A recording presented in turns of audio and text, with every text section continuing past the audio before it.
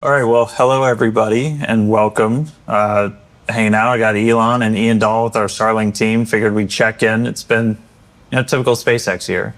Launched a brand new vehicle, acquired XAI, now SpaceX AI, announced a Terra-sized chip building project, and so... Yeah, never a dull moment. Yeah, never a dull moment, typical year. And so let's kind of wanted to connect some of the dots on how this all feeds into making life multiplanetary, starting to climb up the Kardashev scale, maybe show off some cool new AI sat stuff. Let's kind of start galaxy sized and bring people in with the Kardashev scale. What's the big picture? What's the big picture? What is the Kardashev scale? Like, how do you decide what progress a civilization has made? That's the most objective metric that any alien species, say, visiting us, would calibrate how much progress we've made as a civilization. And one of the most objective ways to do that is the amount of power that any given civilization has been able to harness. There was a Russian physicist, actually, I think, by the name of Kardashev, who thought about this, and I think it's a good way to characterize it, which is you can assess how well a civilization is harnessing the power available on the planet. That's type 1. And then type 2 would be how much of the stars' power are you harnessing? And then type 3 would be how much of the galaxy's power are you harnessing? These are very objective and measurable numbers. So right now we're very low on the Kardashev 1 scale. Like if you say, like, what proportion of our planet's power are we harnessing? It's a very, very tiny number. And basically we're harnessing almost nothing of our star's power. So the sun is truly an immense thing. It is difficult with words to characterize just how immense the sun is, but this gives you sort of a sense of scale. Yeah, it's a big difficulty jump going from level 1 to level 2. Very big difficulty jump, yes. And level 3, and we don't even know how to do level 3, really. We'll get there. Yeah, exactly. AI will figure it out, I suppose. One way to appreciate the size of the sun is to think about how heavy is the sun compared to all the rest of the mass in the solar system. So the sun is about 99.86% of all mass in the solar system.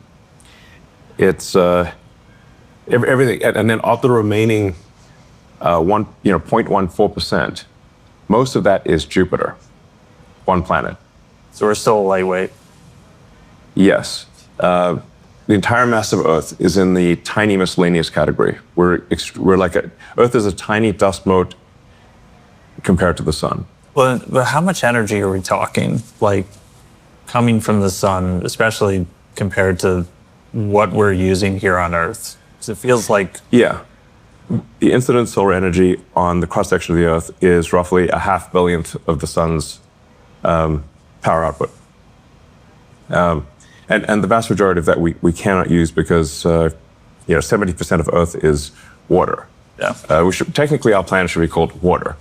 Because it is 70% water, and I think an alien civilization visiting us would be like, why are they calling it Earth when it is mostly water? We're the Greenland's not green of the solar system.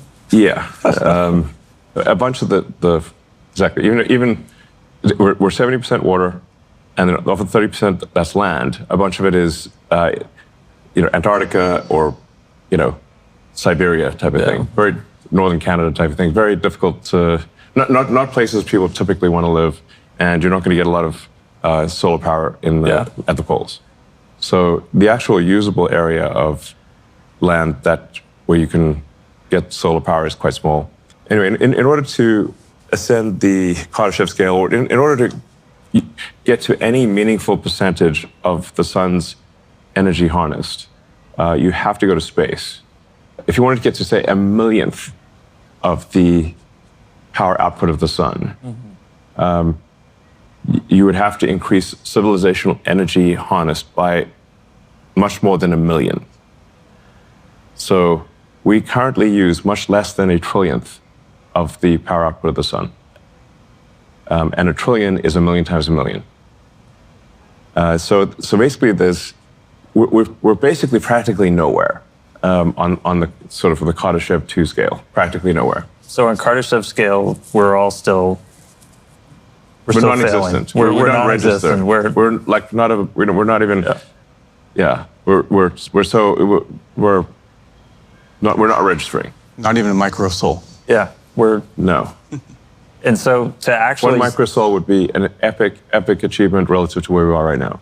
something to aspire to. Yeah, that's our goal. And This is, I think, both simultaneously an incredibly adventurous goal relative to where we are, and yet not particularly adventurous as a percentage of the sun's energy to try to achieve power harness being 1/1,000,000th of what the sun outputs. And so to actually start A microsol. Yeah. to actually start getting there, though, we're not just going to throw solar arrays in space, try to soak up a bunch of the sun. Like there has to be a need. Like you want to go up there and do something meaningful. And obviously, until this point in human history, like there hasn't really been a need. What has changed to make us think that like maybe now's the time to start trying to notch a percentage point or two? I mean, getting to 1% of the sun's energy. Maybe not a percent. Let's go like we'll move the decimal point back. So you're an extremely kick-ass civilization if you get to 1% of the sun's energy. And I'm like, wow, that civilization is going to be vastly more powerful than us, to say the least. Yeah. So in order to start to make some progress on the Kardashev scale, we need to launch satellites to orbit Earth and capture solar power. And that avoids the need to build massive power plants on Earth and deal with cooling, because cooling is actually much easier in space than it is on Earth. You can just radiate to the vacuum. And so what we're proposing here and what we intend to do is to try to climb the Kardashev scale to, be kind of like a respectable civilization. So when the aliens, hopefully there are aliens out there, and they maybe finally decide to talk to us, where we have some respectable amount of the sun's energy being used. Yeah. That's not like totally pathetic, which is the current situation. And so before we start sending data centers, sending all of this to space, there are some limiting factors that we got to get through that would traditionally make it so like this is almost impossible. Yeah, what does it take to scale? Yeah. So things it takes to scale are you need to have a large mass to orbit capability, which is what Starship will give us. That large mass, so you ultimately need to send millions of tons to orbit and beyond. And you need the power associated with that. So if you want to put 100 gigawatts or ultimately a terawatt into space from Earth, you will at some point need a terawatt of solar. And then you're going to need a terawatt of AI chips. So the three things you need are mass to orbit, a lot of solar power, and radiators, of course, and a lot of chips. All right, well, let's start ticking down the list. So mass to orbit, that's where Starship comes in. Yeah. We just had first flight of V3. It was awesome. I know you were there. It was crazy to see that rocket launch. Yeah. And like long time coming. What's Starship's kind of purpose of being? What is it going to be doing?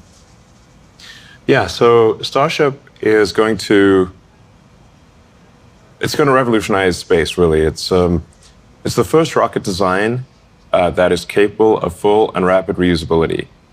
Now, reusability is the fundamental breakthrough that is necessary to make life multiplanetary, as well as to ascend the Kardashev scale. You simply cannot ascend the Kardashev scale unless you have a reusable spacecraft, and you cannot extend life to the moon, to Mars, and to the rest of the solar system without a reusable rocket. The cost is simply prohibitive. You can't make enough rockets. Yeah. Unless you can refly them. Just like any other mode of transport, you can imagine that if we had to throw away airplanes every time we flew, flying would be far too expensive, and basically no one would be flying airplanes. You're doing a whole lot more driving. Rapid Yes. reusability. Yes. Every mode of transport is reusable, without which is simply not viable as a transport system. So cars, planes, boats, horses, bicycles are all obviously reusable. Yeah. With rockets, it's much harder to make a rocket reusable because Earth has a deep gravity well and a thick atmosphere. And these make it just barely possible to achieve reusability with a rocket. And there have been many prior attempts to create a fully reusable rocket. And most of those attempts have been abandoned partway through because they didn't think they could succeed. In order to achieve full reusability, everything's got to be perfect. The engines, the structure, the avionics, the choice of propellant. You've got to go to extreme measures for mass optimization, which is why we have the tower catch the rocket instead of putting on landing legs, which are heavy. The rocket can simply be caught by the tower. And we haven't achieved full reusability yet, but we do expect to achieve that hopefully later this year with Starship. And then you've got to achieve full reusability. Then you've got to go a step beyond that, which is make it rapidly reusable, such that the rocket lands, it gets caught by the tower, gets put back on the launch stand, and can be flown again without any refurbishment or laborious inspection, like an aircraft. Yeah. This is incredibly difficult. This is the first time that there's ever been a rocket where that is possible. That's what makes Starship so profound. I mean, it also happens to be the largest flying object ever made, the heaviest flying object ever made, the most powerful moving object of any kind. Starship V3 is more than double the thrust of the Saturn V moon rocket. By version 4, we'll be pretty much 3 times the thrust of a Saturn V moon rocket. And we expect Starship to be flying more than once per hour down the road. One of the fun facts from Flight 12, that was actually the heaviest payload SpaceX has ever flown. And that's still just a fraction of what V3 can do. So, yes. I mean, once we're flying massive amounts really rapidly, I mean, we already fly the majority of payload to space with Falcon. Do people even really understand what mass to orbit becomes once Starship is flying? It's many orders of magnitude greater than what is the case today. So even with Falcon 9, Falcon Heavy, SpaceX delivers almost 90% of all Earth mass to orbit. I think we're somewhere between 85 and 90% right now. And then most of the remaining mass, I think, is launched by China. And then the rest of the world, including the rest of the US, is the remaining, 5 to 7%. Now, with Starship, we'll be aiming to go from somewhere around 2,500 tons a year to orbit to millions of tons per year to orbit. And to do so at a pretty short period of time. So we think probably we can get to 1 million tons to orbit per year in about 3 years, thereabouts.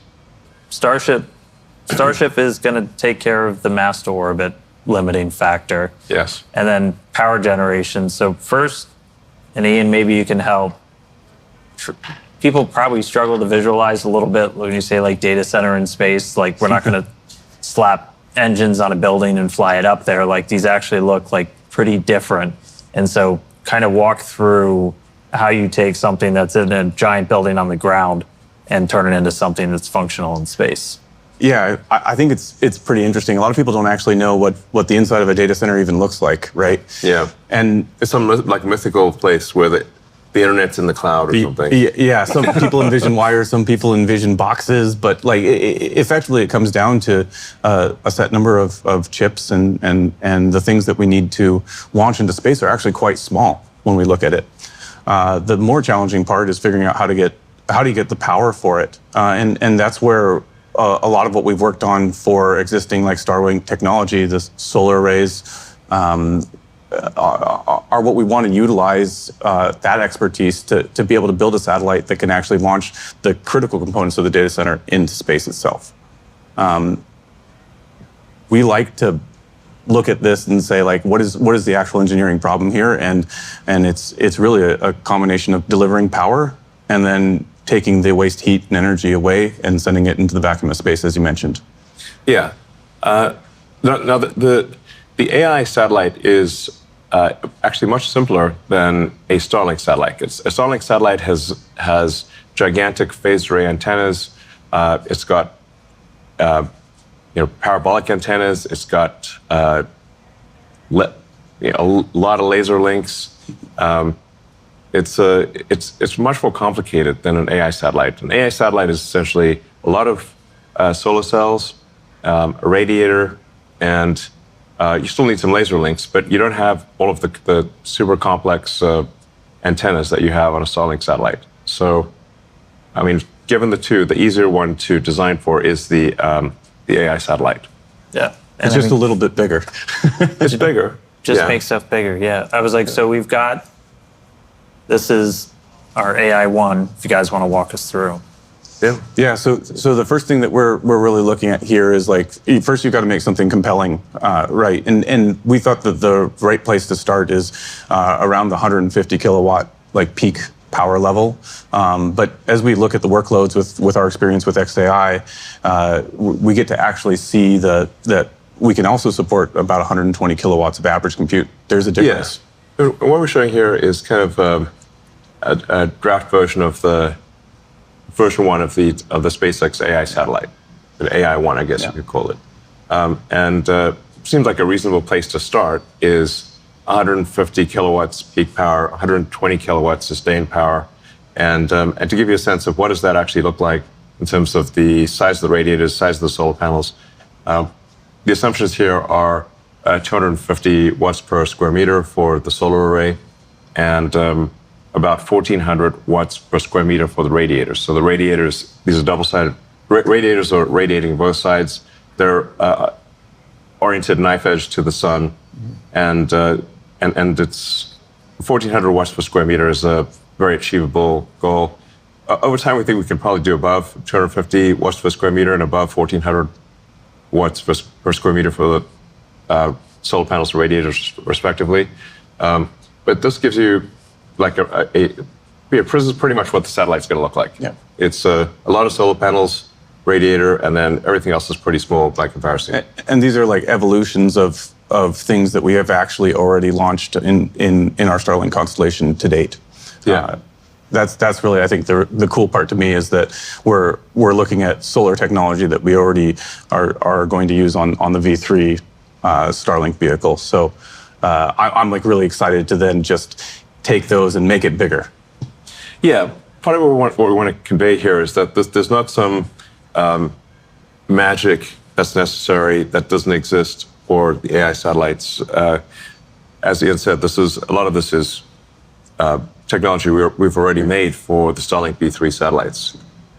So we basically don't think this is a super hard problem compared to things we already do. Mm-hmm. There would also be probably something on the order of a terabit of connectivity, of laser link connectivity from the satellite. Mm-hmm. The 150 kilowatt peak power level roughly matches what, say, an NVIDIA GB300 rack would do. So if you've got a GB300 with 72 GPUs, its peak power, I think, is around 140 kilowatts. But it's almost impossible to get it to be at that peak power.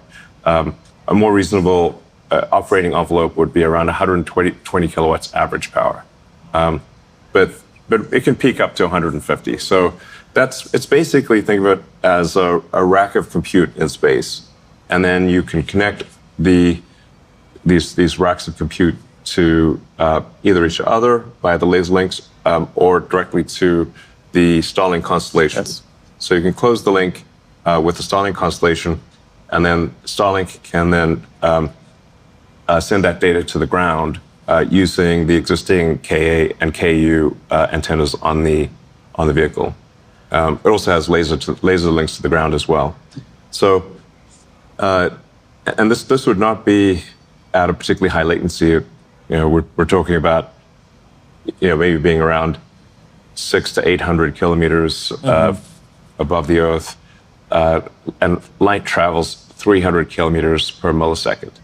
So that's it's about 3 milliseconds away. Basically, it's not very far.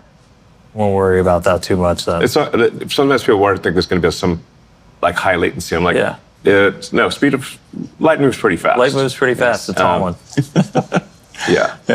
I think the cool thing also is the radiators themselves are about the same size as the existing solar arrays for the V3 vehicle. Kind of in that realm where we're flying today. Yeah. So I mean, they got about a 70-meter wingspan. So these are fairly large. We're talking about building a lot of them and putting them up there. But you like to say like space is in the name. Like there's a lot of space up there. And so even when you're talking thousands or even up to 1 million satellites, you got plenty of room to move around up there. Yeah, space is really big. So it's not like space is going to get crowded. Space is enormous. Like if you zoom in close to the satellite, it looks big, but if you actually look at it relative to the Earth, these satellites are so tiny you can't even see them. So they're very, very tiny compared to Earth. And I mean, we have about 10,000 Starlinks in orbit right now. Yeah. We've got a pretty good idea of how to operate just really large constellations and do it safely now, right? We are the only operator that has any experience of that scale. It's a great thing that we have this background, so we know how tightly we can pack the satellites and fly them safely. That's a number one goal when we look at the constellation. We're going to be building a lot of satellites, and we're going to be building them here in Bastrop, right? So we've got this, which so we're in that building kind of in the middle, which we're sitting in that building right now. This is my first time here. The building is massive. Like you come around the corner, you see it through the trees, and you're like, oh wow. But we're about to kind of put this building to shame, aren't we? Yes, we're going to. In fact, we already have the solar manufacturing facility. It's under construction already, and then we will be building out the AI sat production building soon. So we expect to have the AI sat production, the solar production, and all of that operating at some reasonable volume by the end of next year. So if anybody wants to work on AI satellites, this is kind of going to become the hub of that. We're also, like right behind us, the machines are humming. We're still making all of our user terminals for Starlink here. Yeah. That's not going anywhere. In fact, we're turning on new production lines for new units, right? Yes. In fact, these are the new Starlink terminals, which we made in much higher volume than the current terminals. Ultimately, we think there's probably going to be a few 100 million Starlink terminals out there, and then the Starlink direct-to-cell constellation will connect directly to people's cell phones and enable high bandwidth communication directly from your phone to space. All right, we're 2 limiting factors down. We've got mass to orbit, got putting solar, and a few third one's chips. Yes. So at least in the beginning, we can obviously launch the chips that are already being made. Mm-hmm. So our current reference design is for NVIDIA Rubin chips, or it could be either GB300 or Rubin chips. And we'll also have a reference design for TPUs, and essentially you can put any existing chips into orbit. But the current industry seems to be, it seems like it's going to, get to maybe around 100 gigawatts a year of AI compute. But that doesn't answer the question of, well, how do you get to a terawatt? That's why you need the terafab. Always looking a step bigger. Yeah. Yeah, in order to get to the next order of magnitude, you need a gigantic chip factory. And to give you a sense of scale here, we expect that the terafab is going to be around 100 million square feet, which is 10 times the size of the Tesla Gigafactory, Texas. And what, aside from just, I'm going to need Starship point to point to get from one end to the other, aside from just the size, what's going to make this unique, different from any other chip building operation on the planet? Well, I think over time there's going to be a lot of technology evolution with the terafab, but fundamentally it's about scale. So even if there were no fundamental technology breakthroughs, you could simply scale the existing chip making technology with a lot of difficulty to a terawatt of chip output per year. That's, if you look at it just from the logic die standpoint, that's equivalent. That's like having 1 billion chips per year with a kilowatt per reticle. So it's 1 billion full reticle equivalent chips, each doing a kilowatt, and then you're going to need a lot of memory to go with that. A lot of people today even think orbital data centers were like a decade away. Yeah, I think we want to try to give people a sense of the time frame. At least the time frame we're aiming for. I mean, people should take this with a grain of salt to some degree, because this is just our best guess. So this is not a promise of what we'll do. This is what we are going to try to do and think we probably can do, which is to get to roughly an annualized rate of 1 gigawatt per year by the end of next year in terms of space AI compute, and then aspirationally scale that by an order of magnitude per year. So in 2.5 years, hitting an annualized rate of 10 gigawatts a year to space, in 3.5 years, maybe 100 gigawatts. And then depending upon what progress there is in chip making in the rest of the world and with the terafab, going beyond that to scale to a terawatt per year, which is 1,000 gigawatts. Right. Which is, that's twice the current electricity consumption of the United States. No. I think there will be an appetite for that, but we'll see. It's a lot of satellites. I don't know what it's going to think about, but maybe do a lot of simulations or something. Yeah. So after we've, working through all the limiting factors, we've kind of topped out what we can do on Earth. What is the next step to, again, try and actually notch maybe some percentage points towards becoming Kardashev level 2? Why stop there? Yeah. Why think small? Because a terawatt actually is very small. Think small. Let's not think small. So there is, in order to get to another 3 orders of magnitude to 1,000x from a terawatt per year, the only way that we can really see that you can achieve that is on the moon with a mass driver, essentially where you do local production of photovoltaics and solar and radiators on the moon. Maybe you bring the chips from Earth, or you could conceivably make the chips on the moon. But you need most of the mass to be made on the moon, so you don't have to transport it to the moon from Earth. And then because the moon has no atmosphere and only 1/6 Earth's gravity, you can accelerate the AI satellites into deep space without a rocket. So you can basically shoot them into space using an electromagnetic gun, like a rail gun type. I mean, it's basically a linear electric motor is a way to think about it. I think we can show people.